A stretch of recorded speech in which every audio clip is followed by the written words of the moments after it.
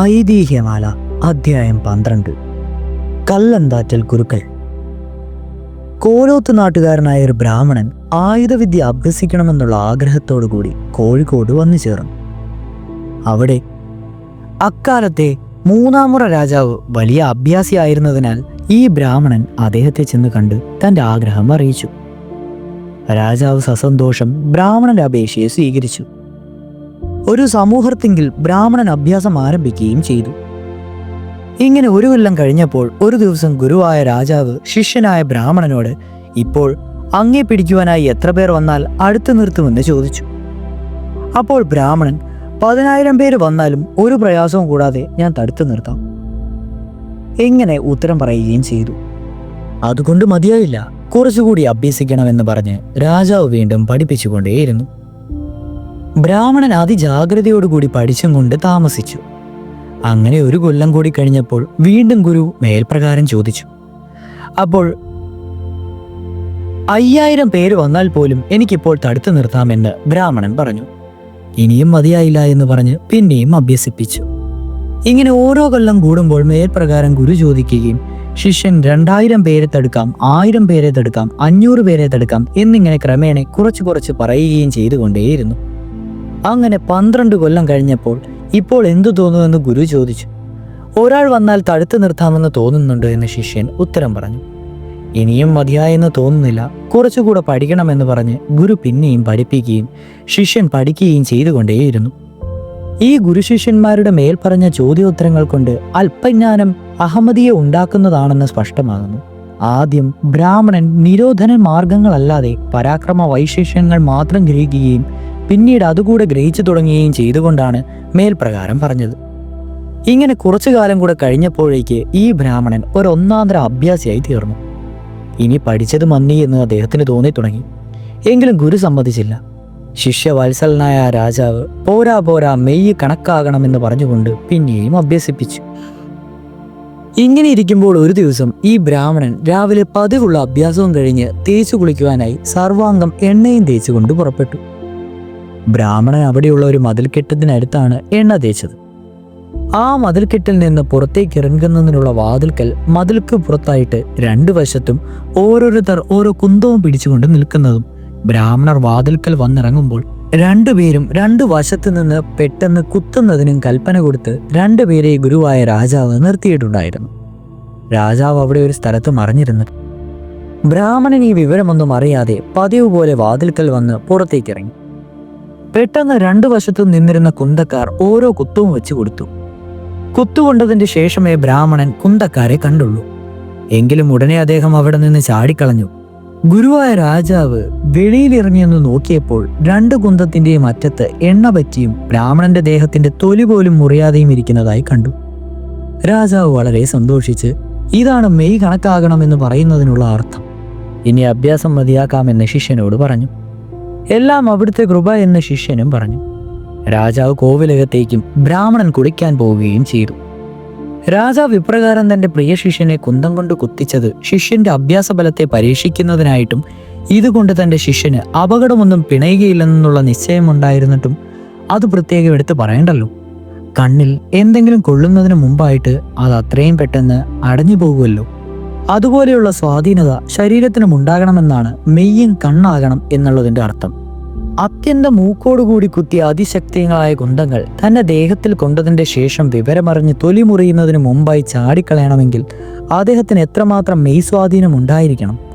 അപ്പോൾ അദ്ദേഹത്തിന് മെയ് കണ്ണാകുമെന്ന് ഗുരുവിനുണ്ടായിരുന്ന അഭിപ്രായം സഫലമായി എന്നറിയുകയിലാണ് ഗുരു ഇനി അഭ്യാസം മതിയാക്കാമെന്ന് പറഞ്ഞ് അവനെ പറഞ്ഞയച്ചത്. ബ്രാഹ്മണൻ പിന്നെയും കുറച്ചു കാലം കൂടി ഗുരുസന്നിധിയിൽ താമസിച്ച് തനിക്കുണ്ടായിരുന്ന സന്ദേഹങ്ങൾ സകലവും തീർത്തതിന്റെ ശേഷം യഥാശക്തി ഗുരുദക്ഷിണയും കഴിച്ച് അനുഗ്രഹവും വാങ്ങി അവിടെ നിന്ന് പുറപ്പെട്ടു. അനന്തരം അദ്ദേഹം ഓരോ ദേശങ്ങളിൽ സഞ്ചരിച്ച് ക്രമേണ കായംകുളത്ത് ചെന്നു. ആ രാജ്യം അന്ന് തിരുവിതാംകൂറിലേക്ക് ചേർന്നതല്ലായിരുന്നു. കായംകുളത്ത് രാജാവിനെ ചെന്ന് കണ്ട് അദ്ദേഹം കൽപ്പന പ്രകാരം അവിടുത്തെ സൈന്യങ്ങളെ ആയോധനവിദ്യ അഭ്യസിച്ചുകൊണ്ട് കുറഞ്ഞൊരു ദിവസം അവിടെ താമസിച്ചു. എങ്കിലും അധികകാലം താമസിക്കാതെ അവിടെ രാജാവിൻ്റെ നടപടികൾ അദ്ദേഹത്തിന് അത്ര രസിക്കായിയാൽ അദ്ദേഹം അവിടെ നിന്ന് പോയി കളഞ്ഞു. പിന്നെയും പല സ്ഥലങ്ങളിലും സഞ്ചരിച്ച് ഒടുക്കം അദ്ദേഹം അക്കാലത്ത് തിരുവിതാംകൂർ മഹാരാജാക്കന്മാർ എഴുന്നള്ളുന്ന താമസിച്ചിരുന്ന പത്മനാഭപുരത്ത് വന്നു ചേർന്നു. അപ്പോൾ 933 ആണ്ട് നാട് നീങ്ങിയ പ്രസിദ്ധനായ മാർത്താണ്ഡവർമ്മ മഹാരാജാവ് നാടുവാഴുന്ന കാലമായിരുന്നു. അവിടുത്തെ ഭാഗ്യനേയനായ 973 ആണ്ട് നാട് നീങ്ങിയ രാമവർമ്മ മഹാരാജാവിനെ ആയുധവിദ്യ അഭ്യസിപ്പിക്കുന്നതിനായി അനേകം അഭ്യാസികളെ വരുത്തി പരീക്ഷിച്ചിട്ടും ബോധിക്കാതെ എല്ലാവരെയും പറഞ്ഞയച്ചിട്ട് ഇനി എന്തു വേണ്ടു എന്ന് വിചാരിച്ചുകൊണ്ടിരിക്കുന്ന കാലത്താണ് ഈ ബ്രാഹ്മണൻ അവിടെ വന്നു ചേർന്നത്. ബ്രാഹ്മണൻ അവിടെ എത്തിയതിൻ്റെ ശേഷം മുഖം കാണിക്കണമെന്ന് ആഗ്രഹിച്ചു. വിവരം തിരുമനസിലെ സേവകന്മാർ മുഖാന്തരം തിരുമനസിനെ അറിയിച്ചു. ഇദ്ദേഹം ഒരു വലിയ അഭ്യാസിയാണെന്നുള്ള വിവരം കൂടെ തിരുമനസിനെ അറിയിക്കണമെന്നും പ്രത്യേകം പറഞ്ഞിട്ടുണ്ടായിരുന്നു. സേവകന്മാർ എല്ലാ വിവരവും തിരുമനസിനെ അറിയിക്കുകയും ചെയ്തു. പിറ്റേന്ന് ദിവസം പകൽ 12 മണിക്ക് തിരുമുമ്പാകെ ചെല്ലുന്നതിന് കൽപ്പനയുണ്ടായി. ബ്രാഹ്മണൻ കൽപ്പന പ്രകാരം പിറ്റേ ദിവസം 12 മണി ആകാറായപ്പോൾ കോട്ടവാതിക്കൽ ചെന്നു. അപ്പോഴേക്കും മഹാരാജാവിന്റെ കൽപ്പന പ്രകാരം കോട്ടവാതിലുകളെല്ലാം അടയ്ക്കുകയും കോട്ടയ്ക്കകത്ത് കോട്ടമതിലിനോടടുത്ത് ഓരോ തിണ്ടാമതി അകലത്തോളമിട എല്ലാ സ്ഥലത്തും വലിയ ആന്തങ്ങൾ, അതായത് ഒരാൾ പൊക്കത്തിലുള്ള ഇരുമ്പാണികൾ അടുപ്പിച്ചുറപ്പിച്ച് തറയ്ക്കുകയും ചെയ്തിരുന്നു. ബ്രാഹ്മണൻ കോട്ടയ്ക്ക് ചുറ്റും നടന്നു നോക്കിയിട്ട് എല്ലാ വാതിലുകളും അടച്ചിരിക്കുന്നതായി കാണുകയാൽ ഇതുതന്നെ പരീക്ഷിക്കുവാനാണെന്ന് അദ്ദേഹത്തിന് മനസ്സിലായി. ഉടനെ അദ്ദേഹം അരയും തലയും മുറുക്കി വാളും പരിചയം എടുത്തു പിടിച്ച് താണു നിന്ന് ചില ചുവടുകൾ വെച്ചിട്ട് കോട്ടമതിലിന്റെ മീതെ അകത്തേക്ക് ചാടി. അകത്ത് ആന്തങ്ങൾ തറച്ചിരിക്കുമെന്ന് അദ്ദേഹം വിചാരിച്ചിരുന്നില്ല. ചാടിപ്പൊങ്ങി കോട്ടമതിലിന്റെ മീതെ കൂടി അകത്തേക്ക് ചെന്നപ്പോഴാണ് കാലുകൾ നിലത്തുകുത്താൻ ഇടമില്ലെന്ന് അടുപ്പിച്ചന്തങ്ങൾ തറഞ്ഞിരിക്കുന്നത് കണ്ടത്. ബുദ്ധിശാലിയും വലിയ അഭ്യാസിയുമായിരുന്ന അദ്ദേഹം മേൽഭാഗത്ത് നിന്ന് താഴെ എത്തുന്നതിന് മുമ്പായി തത്കാലോചിതമായ ഒരു കൗശലം ആലോചിച്ച് നിശ്ചയിച്ച് അപ്രകാരം ചെയ്തു. എങ്ങനെയെന്നാൽ തൻ്റെ കയ്യിലുണ്ടായിരുന്ന പരിച മലർത്തിപ്പിടിച്ച് ഒരാന്തത്തിന്റെ മീതെ വെച്ച് കാലുകൾ രണ്ടും ആ പരിചയ്ക്കകത്ത് ചവിട്ടിയും കൊണ്ട് ചെന്ന ചെലവിനെ ഒന്നിരുന്നു. അവിടെ ഇരുന്നും കൊണ്ട് പിന്നേക്കൊന്ന് ചാടി കോട്ടമതിൽ തൊടാതെ കോട്ടയ്ക്ക് പുറത്തു വന്ന് നിൽക്കുകയും ചെയ്തു. എങ്ങനെയുള്ള അഭ്യാസികൾക്കും ഒന്ന് ചാടിയാൽ പിന്നെ അവിടെ നിന്ന് ചാടണമെങ്കിൽ കാലൊന്ന് ഊന്നത് നിവൃത്തിയില്ലല്ലോ. അതിനാലാണ് അദ്ദേഹം അങ്ങനെ ചെന്നത്. ബ്രാഹ്മണൻ കോട്ടയ്ക്ക് പുറത്തു വന്നതിന് ശേഷം കോട്ടവാതിക്കൽ കാത്തു നിന്നിരുന്ന ഷേവുകാക്കാരോട് എന്നെ കൽപ്പിച്ചന്വേഷിച്ചെങ്കിൽ ഞാനിവിടെ വന്നിരുന്നു എന്നും കോട്ടവാതിൽ അടച്ചിരുന്നതിനാൽ അകത്ത് കടക്കുവാൻ നിവൃത്തിയില്ലാതെ മടങ്ങിപ്പോയി എന്നും അറിയിച്ചേക്കണം. ഇദ്ദേഹം ഇതും പറഞ്ഞ് അവിടുന്ന് പോകുവാൻ ഭാവിച്ചു. അപ്പോൾ ഇതെല്ലാം നോക്കിക്കണ്ടുവരുന്ന മഹാരാജാവ് വളരെ വിസ്മയത്തോടും സന്തോഷത്തോടും കൂടി ആളയച്ചു. കോട്ടവാതിൽ തുറപ്പിച്ച് ബ്രാഹ്മണനെ വിളിപ്പിച്ച് തിരുമുമ്പാകെ വരുത്തി സന്തോഷസമേതം തൽക്കാലം കുറഞ്ഞൊന്ന് അരുളി ചെയ്യുകയും അക്കാലത്ത് ബാല്യമായിരുന്ന രാമവർമ്മ രാജാവിനെ ആയുധാഭ്യാസം ചെയ്യിപ്പിക്കുന്നതിനായി കൽപ്പിച്ചാക്കുകയും ചെയ്തു. ഇപ്രകാരം ആ ബ്രാഹ്മണൻ രാജഗുരുവായി തീരുകയാൽ അദ്ദേഹത്തിന്റെ തറവാട്ടേക്ക് ഗുരുക്കൾ എന്നൊരു സ്ഥാനവും കരമൊഴി വാക്കായിട്ട് അനേകം വസ്തുതകളും കൽപ്പിച്ചു കൊടുത്തു. കല്ലന്താറ്റിൽ എന്നുള്ളത് ഈ ബ്രാഹ്മണന് സ്വധേയുള്ള ഭവനപ്പേരാണ്. കല്ലന്താറ്റിൽ ഗുരുക്കളെ ബ്രാഹ്മണൻ മുതലായവർ ഇന്നും ഗുരുക്കളെന്നും ശൂദ്ര മുതലായവർ ഗുരുക്കളച്ചൻ എന്നുമാണ് പറയുന്നത്. തിരുവിതാംകൂർ മഹാരാജാക്കന്മാർ തിരുവനന്തപുരത്ത് തന്നെ സ്ഥിരമായി എഴുന്നള്ളി താമസിച്ചു തുടങ്ങിയപ്പോൾ ഗുരുക്കളുടെ താമസവും തിരുവനന്തപുരത്തായി. അവിടുത്തെ അദ്ദേഹത്തിന് അനേകം സമാധാനങ്ങൾ കൽപ്പിച്ചു കൊടുക്കുകയും പതിവായി പാർക്കുന്നതിന് ഒരു മഠവും കൽപ്പിച്ച് പണിയിച്ചു കൊടുത്തു. ഇപ്രകാരം അനേകം സ്ഥാനമാനങ്ങളും രാജസന്നിധിയിൽ നിന്ന് പലവിധത്തിലുള്ള ആദായങ്ങളും കരമൊഴിയായി വളരെ വസ്തുക്കളും കിട്ടിയതിൻ്റെ ശേഷം ഗുരുക്കൾ കൊല്ലത്ത് നാട്ടിൽ നിന്ന് തൻ്റെ കുടുംബം മുഴുവനും ഇവിടെ വരുത്തി. സ്വജനങ്ങൾ അധികമുള്ള തിരുവല്ലായിൽ ഒരു ഭവനമുണ്ടാക്കി കുടുംബത്തെ അവിടെ സ്ഥിരമാക്കി. ഇപ്പോഴും കല്ലന്താറ്റിൽ ഗുരുക്കളുടെ കുടുംബത്തിൽ ഒരു ക്ഷയവും ബാധിച്ചിട്ടില്ല. അവർ നല്ല ധനവാന്മാരായിട്ട് തന്നെ ഇരിക്കുന്നു. അവർക്ക് തിരുവനന്തപുരത്തെ രാജസന്നിധിയിലുള്ള സ്ഥാനമാനങ്ങളും ബഹുമാനത്തിലും ഇക്കാലം വരെയും ഒരു കുറവും വന്നിട്ടില്ല. ഇപ്പോഴും മഹാരാജാവ് തിരുമനസ്സുകൊണ്ട് പൂജയെടുപ്പിന് വിദ്യാരംഭത്തിനായി പൂജപ്പുരയിൽ എഴുന്നള്ളുമ്പോൾ ഗുരുക്കൾക്ക് ഗുരുദക്ഷിണ ചെയ്യുക പതിവാണ്. ഇക്കാലത്ത് തിരുവിതാംകൂർ മഹാരാജാക്കന്മാർക്ക് ആയോധന വിദ്യാഭ്യാസം ആവശ്യമില്ലാത്തതിനാൽ അത് ചെയ്യാറുമില്ല. ഇപ്പോഴുള്ള ഗുരുക്കന്മാർക്ക് ഈ വിദ്യ അറിഞ്ഞുകൂടാ. എങ്കിലും ഈ രാജവംശത്തിന്റെ കളരിസ്ഥാനം ഇന്നും വഹിക്കുന്നത് കല്ലാന്താറ്റിൽ ഗുരുക്കൾ തന്നെയാണ്. സാക്ഷാൽ ഗുരുക്കളുടെ ശിക്ഷ സാമർത്ഥ്യത്തിന്റെ ദൃഷ്ടാന്തങ്ങളായിട്ട് അനേകം കഥകളുണ്ട്. വിസ്തര ഭയത്താൽ അവയെല്ലാം ഇവിടെ വിവരിക്കുന്നില്ല. എങ്കിലും ചുരുക്കത്തിലൊരു കഥ പറയാം.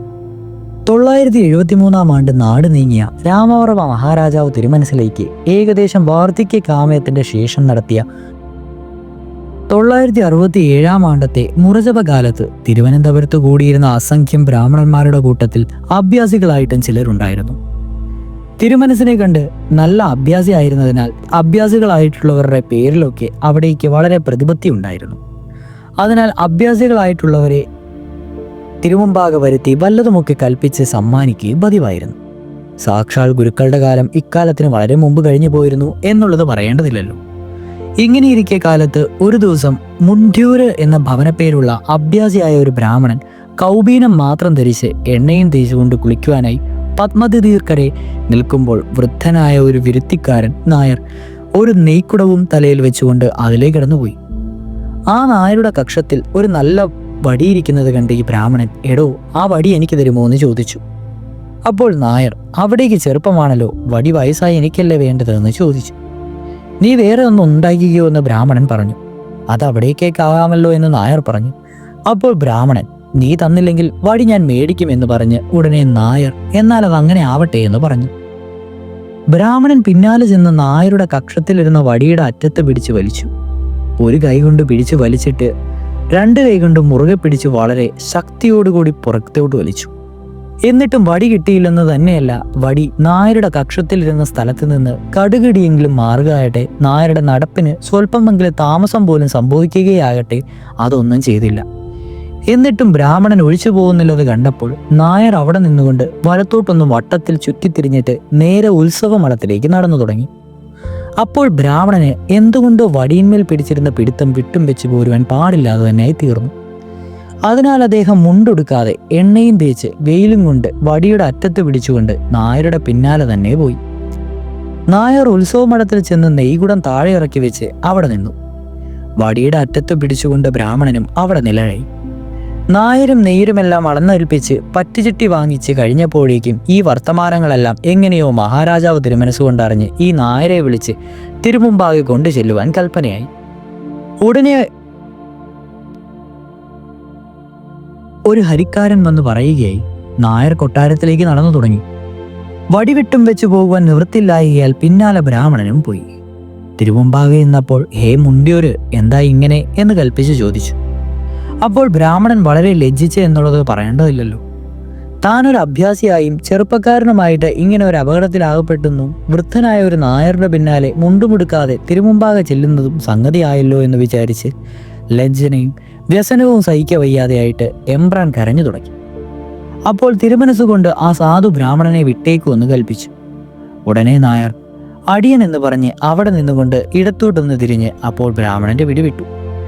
ഇനി വേഗം പോയി ഊണ് കഴിച്ചു വരുമെന്ന് കൽപ്പിച്ച് ബ്രാഹ്മണൻ പോവുകയും ചെയ്തു. നായർ ബ്രാഹ്മണനോട് ചെയ്ത പ്രയോഗം തിരുമനസ്സിലേക്കും അറിയാമായിരുന്നു. എങ്കിലും അതൊരു സാധാരണക്കാരനായ അഭ്യാസികൾക്ക് അറിഞ്ഞുകൂടാതായിരുന്നതിനാൽ ഈ നായർ സാമാന്യനല്ലെന്നും ആ നായരെ കണ്ടപ്പോൾ തന്നെ അയാളെ എവിടെ വെച്ചോ താൻ മുമ്പൊരിക്കൽ കണ്ടിട്ടുണ്ടെന്നും തിരുമനസ്സിൽ തോന്നുകയാൽ നീ എവിടുത്തുകാരനാണ്, ആരാണ് എന്നൊക്കെ ചോദിച്ചു. അപ്പോൾ നായർ തൊഴുതുകൊണ്ട് താഴെ വരുന്ന പ്രകാരം വിനയപൂർവ്വം അറിയിച്ചു, അടിയൻ കായംകുളത്തുകാരൻ ഒരു ശൂദ്രനാണ്, തിരുമനസ്സിനെ വരുത്തിക്കാരിൽ ഒരുവനാണ്. ഇവിടെ മുറജപം അടിയന്തരം വയ്ക്കുകയും നെയ്യൽപ്പിക്കാനായി വിടകൊണ്ടതാണ്. കൽപ്പിച്ച അടിനെക്കുറിച്ച് ഓർക്കാനിട്ടുണ്ട്. ഇത്രയും കേട്ടപ്പോൾ തിരുമനസ്സിലേക്ക് ഓർമ്മയുണ്ടായി. എങ്കിലും സംഗതി അയാളെ കൊണ്ട് തന്നെ പറയിപ്പിക്കുവാനായി ഓർക്കാനുള്ള കാരണം എന്താണ് എന്ന് കൽപ്പിച്ച് ചോദിച്ചു. അപ്പോൾ നായർ തിരുമനസ്സുകൊണ്ട് കായംകുളം പിടിക്കാനായി എഴുന്നള്ളിയ കാലത്ത് കോട്ടയ്ക്ക് മീതിൽ കുതിരയെ ചാടിച്ച് അപ്പോൾ ആ ഒരു കുതിര ഒരു വെട്ടുകൊള്ളുകയാൽ കോട്ടയ്ക്ക് പുറത്ത് വീഴുകയും തിരുമേനി കോട്ടയ്ക്കകത്തേക്ക് ചാടുകയും ചെയ്തു. തിരുമനസ് ഓർമ്മയുണ്ടായിരിക്കുമല്ലോ. അന്ന് കൊത്തളത്തിൽ ഒളിച്ചിരുന്ന കുതിരയുടെ കാൽ വെട്ടിയത് അടിയനാണ്. ആ സമയം കൽപ്പിച്ച് അടിയനെ കണ്ടിട്ടുണ്ടല്ലോ എന്ന് അറിയിച്ചു. ശരി, ഇത് നമുക്ക് ഇന്നും ഓർമ്മയുണ്ട്. നിന്നെ കണ്ടപ്പോൾ തന്നെ നമുക്ക് മനസ്സിലായി. എങ്കിലും ചോദിച്ചു എന്നേ ഉള്ളൂ, നീ കായംകുളം രാജാവിന്റെ ഒരു സൈനികനായിരുന്നില്ലേ? നായർ അടിയൻ എന്നറിയിച്ചു. തിരുമനസ്സുകൊണ്ട് എന്നിട്ടിപ്പോൾ ഇവിടെ നെയ്ച്ചുമുടം കൊണ്ട് വന്നത് എന്തിനാണ് എന്ന് കൽപ്പിച്ചു. നായർ അന്ന് അടിയന്റെ കരിക്കാടി അതായിരുന്നു, ഇന്നടിയന്റെ കരിക്കാടി ഇതാണ് എന്നറിയിച്ചു. മഹാരാജാവ് സന്തോഷിച്ച്, ശരി, അന്നന്ന് തിന്നുന്ന ചോറിന്റെ നന്ദി കാണിക്കുന്നതിന് പുരുഷധർമ്മമാണ്, ഇങ്ങനെ തന്നെ വേണമെന്ന് കൽപ്പിച്ച് പിന്നെയും തിരുമനസിനെ കൊണ്ട് ആ നായരും കൂടി വിദ്യാസംബന്ധമായും മറ്റു കുറഞ്ഞൊരു ശിഷ്യനാണെന്ന് മനസ്സിലാക്കിയാൽ അയാളെക്കുറിച്ചും വിശേഷിച്ച് തിരുമനസിൽ സന്തോഷമുണ്ടായി. തങ്ങളുടെ സതീർത്ഥ്യന്മാരെ കുറിച്ചുള്ള ഒരു പ്രത്യേക സ്നേഹം എല്ലാവർക്കും ഉണ്ടാകുന്നതാണല്ലോ. ഉച്ചതിരിഞ്ഞ് വീണ്ടും വരണമെന്ന് കൽപ്പിച്ചപ്പോൾ നായരെ പറഞ്ഞയക്കുകയും ചെയ്തു. ഉച്ചതിരിഞ്ഞപ്പോൾ അഭ്യാസികളായ ബ്രാഹ്മണരെല്ലാം തിരുമുമ്പാകെ എത്തി. അക്കൂട്ടത്തിൽ മുണ്ടിയൂര് എന്ന ബ്രാഹ്മണനും ഉണ്ടായിരുന്നു. കായംകുളത്തുകാരൻ നായരും വന്നു ചേർന്നു. അപ്പോൾ അവിടെ അണ്ഡാകൃതയായിട്ട് ഒരു വലിയ ഇരുമ്പ് കെട്ടി കിടപ്പുണ്ടായിരുന്നു. ഇതാർക്കെങ്കിലും എടുത്ത് പൊക്കാമോ എന്ന് കൽപ്പിച്ച് ചോദിച്ചു. ഇത് കേട്ട് അഭ്യാസികളായിട്ടുള്ള ഓരോ ബ്രാഹ്മണൻ ചെന്ന് എടുത്തു നോക്കി. ആ കട്ടിയൊന്ന് ഇളക്കുവാൻ പോലും ആർക്കും കഴിഞ്ഞില്ല. ഒടുക്കം മുണ്ടിയൊരു ബ്രാഹ്മണൻ എടുത്ത് മുട്ടോളം പൊക്കി. പിന്നെ നായരെടുത്ത് അരയോളം പൊക്കി. പിന്നെ അതെടുക്കുവാൻ ആരും ഉണ്ടായിരുന്നില്ല. ഒടുക്കം തിരുമനസ്സുകൊണ്ട് നമുക്കിപ്പോൾ വാർദ്ധക്യം കൊണ്ട് ക്ഷീണമായെങ്കിലും ഒന്ന് പരീക്ഷിച്ചു നോക്കാമെന്ന് കൽപ്പിച്ചുകൊണ്ട് ചെന്നെടുത്ത് കഴുത്തോളം പൊക്കി. വിദ്യാഭ്യാസ കാലത്ത് ഇതെടുത്ത് ദിവസം തോറും 1000 പ്രാവശ്യം വീതം തലയ്ക്ക് മീതെ പൊക്കി പുറകോട്ടിടാറുണ്ട്. ഇപ്പോഴൊന്നും വയ്യാതെയായി. ഇതും കൽപ്പിച്ചു. വളരെ വയസ്സും ക്ഷീണവുമായ തിരുമനസിനെ കൊണ്ട് എടുത്തു പൊക്കിയ ഇരുമ്പ് കെട്ടി ചെറുപ്പക്കാരനായ തങ്ങൾക്കൊന്ന് ഇളക്കുവാൻ പോലും കഴിഞ്ഞില്ലല്ലോ എന്ന് വിചാരിച്ച് അഭ്യാസികളെന്ന നാട്യത്തോടുകൂടി അവരവിടെ കൂടിയിരുന്നവരെല്ലാം ലജ്ജിച്ചുപോയി. കായംകുളത്തുകാരൻ നായർക്ക് സഭാ ബഹുമാനം അനേകം സമ്മാനങ്ങൾ കൽപ്പിച്ചു കൊടുത്തു. കൂടാതെ ആജീവനാന്തരം അയാൾക്കുള്ള വിരുത്തി വസ്തു ഊയിടം കൂടാതെ അനുഭവിച്ചു കൊള്ളുന്നതിനും കൽപ്പിച്ചു. പ്രതിമാസം കുറെ പണം അടിന്തൂണായിട്ടും കൽപ്പിച്ച് പതിച്ചു കൊടുത്തു. ഗുരുക്കളുടെ ശിഷ്യ സാമർഥ്യം നിമിത്തം രാമവർമ്മ മഹാരാജാവിന് സിദ്ധിച്ച അഭ്യാസഫലം ചരിത്ര പ്രസിദ്ധമായിട്ടുള്ളതാകിയാൽ അധികം വിസ്തരിക്കേണ്ടണമെന്നില്ല. എങ്കിലും അവിടുന്ന് വിദ്യാഭ്യാസം ചെയ്തു കഴിഞ്ഞ ഉടനെ ഉണ്ടായതായ ഒരു സംഗതി പറയാം.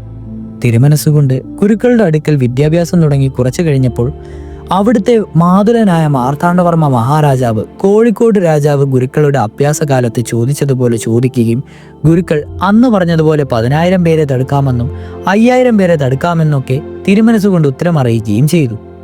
ഒടുക്കൽ അഭ്യാസം ഒട്ടുകഴിഞ്ഞതിന് ശേഷം ഒരു ദിവസം മാർത്താണ്ഡവർമ്മ മഹാരാജാവ് പത്മനാഭപുരം കൊട്ടാരത്തിൽ മാളികയിൽ എഴുന്നള്ളുന്ന സമയം രാമവർമ്മ മഹാരാജാവ് മാളികയിലേക്ക് കയറി കോവണിയിൽ കൂടി കയറി ചെന്നു. അപ്പോൾ മാർത്താണ്ഡവർമ്മ മഹാരാജാവ് കോവണി വാതിക്കൽ ഒരു വശത്തേക്ക് മാറി അവിടെ ഒളിച്ചു നിൽക്കുകയായിരുന്നു. രാമവർമ്മ മഹാരാജാവിന് തന്റെ മാതൃ നിൽക്കുന്നത് കാണുവാൻ പാടില്ലായിരുന്നു. അവിടുന്ന് കോവണിയിൽ കൂടി കയറി ഒരു മുകളിലെ സമയം മാർത്താണ്ഡവർമ്മ മഹാരാജാവ് തന്റെ കയ്യിലിരുന്ന പള്ളിവാൾ കൊണ്ട് രാമവർമ്മ മഹാരാജാവിന്റെ കഴുത്തു നോക്കി ഒരു വെട്ടും കൊടുത്തു. വെട്ടുകഴുത്തിൽ കൊണ്ടതിന് ശേഷമേ രാമവർമ്മ മഹാരാജാവ് അറിഞ്ഞുള്ളൂ. എങ്കിലും അവിടുന്ന് തൊലി മുറിയുന്നതിന് മുമ്പായി ആ കോവണിപ്പടിയിൽ താണേയിരുന്ന് കളഞ്ഞു. വെട്ടുകൊള്ളും മരവാളികളുടെ ഒരു കഴുകലിനെ കൊള്ളുകയാൽ കഴുകോൽ മുറിഞ്ഞുപോയി. ഉടനെ ഗുരുക്കൾ അവിടെ എത്തി. അവിടുന്ന് ഈ കഠിന പ്രവൃത്തി ചെയ്തത് എന്താണെന്ന് ചോദിച്ചു. അപ്പോൾ മാർത്താണ്ഡവർമ്മ മഹാരാജാവ് ഒന്നുമില്ല, ഉണ്ണിയുടെ വിദ്യാഭ്യാസം കഴിയാറായല്ലോ, അയാൾ വല്ലതും പഠിച്ചിട്ടുണ്ടോ എന്ന് പരീക്ഷിക്കുവാൻ നോക്കുവാനായിരുന്നു. ഇപ്രകാരം ചതിപ്രയോഗങ്ങൾ ശത്രുക്കളിൽ നിന്ന് സാധാരണയായി സംഭവിക്കാനുള്ളതാണ്. അതിൽ നിന്ന് സ്വയമേവ രക്ഷപ്പെടുവാൻ കഴിയാത്തവർ ഈ വംശത്തിൽ ജീവിച്ചിരുന്നിട്ട് പ്രയോജനമില്ല. അതിന് കഴിയുന്നവനാണെങ്കിൽ ഇതുകൊണ്ട് വൈഷമ്യമൊന്നും വരുവാനുമില്ലല്ലോ എന്ന് വിചാരിച്ച് അങ്ങനെ ചെയ്തതാണ് എന്ന് കൽപ്പിച്ചു. എൻ്റെ ഗുരുനാഥന്റെ അനുഗ്രഹം കൊണ്ട് എൻ്റെ അടുക്കൽ പഠിക്കുന്നവർക്ക് ഇപ്രകാരമുള്ള പ്രയോഗങ്ങളിലൊന്നും അപകടം പറ്റുമെന്ന് തോന്നുന്നില്ല എന്ന് ഗുരുക്കൾ അറിയിച്ചു. മേൽപ്പറഞ്ഞ പ്രകാരം അനേകം പരീക്ഷകൾ കഴിഞ്ഞതിന്റെ ശേഷമാണ് മാർത്താണ്ഡവർമ്മ മഹാരാജാവ് തൻ്റെ ഭാഗിനേയനെ കായംകുളം മുതലായ സ്ഥലങ്ങളിലേക്ക് യുദ്ധങ്ങൾക്ക് തന്നോടുകൂടി കൊണ്ടുപോവുകയും ചില സമയങ്ങളിൽ തനിച്ച് പറഞ്ഞയക്കുകയും ചെയ്തു തുടങ്ങിയത്. ശിഷ്യന്മാരുടെ യോഗ്യത ഗുരുക്കന്മാരുടെ യോഗ്യതയ്ക്ക് ദൃഷ്ടാന്തമാകിയാൽ രാമവർമ്മ മഹാരാജാവിന് സിദ്ധിച്ച വൈദഗ്ധ്യമെല്ലാം ഗുരുക്കളുടെ ശിഷ്യന നൈനുമുടത്തിൽ നിന്നുണ്ടായെന്ന് വിശേഷിച്ച് പറയേണ്ടതില്ലല്ലോ. ഇതോടുകൂടി ഐതിഹ്യമാല 12-ാം അധ്യായം തീർന്നു. ഇനി 13-ാം അധ്യായമാണ്. കോലത്തിരിയും സാമൂതിരിയും.